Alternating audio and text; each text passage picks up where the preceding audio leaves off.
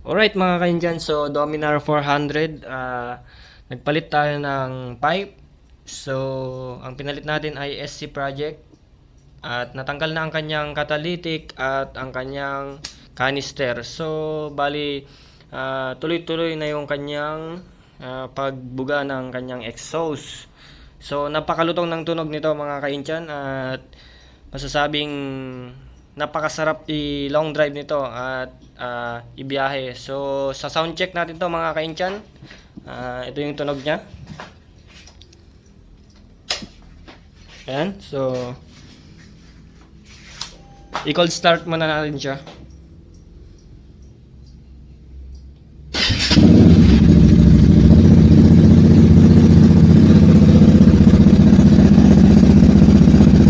Yun, napakalutong. Sarap.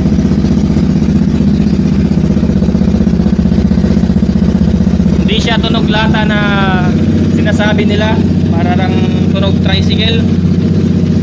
Ito mga kainjan, iba yung tunog nito. Napakalutong. Subukan nating bombahin.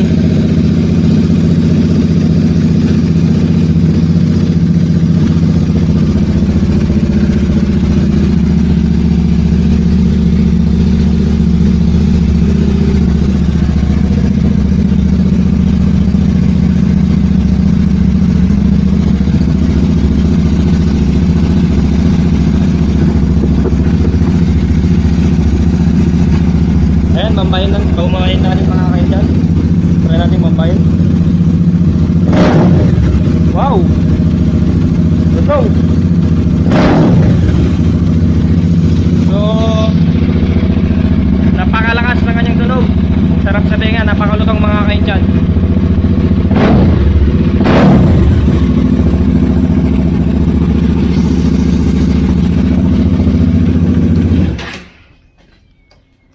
So, yun yung sound check niya mga kainjan at napakalutong ng kanyang tunog.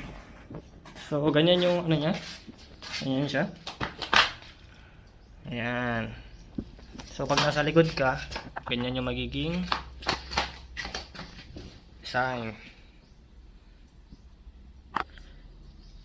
So, yun lang mga kainjan. Kung gusto nyo magpagawa ng ganito, pinagawa ko to sa Cauayan City. So, at napakaganda ng pagkakagawa nila. So, ayan o, wala kang makikitang alog, 'di ba? Napakapulido. So, hanggang dito na lang yung video natin mga kainjan. At salamat sa panonood. Please like, share and subscribe. Peace out.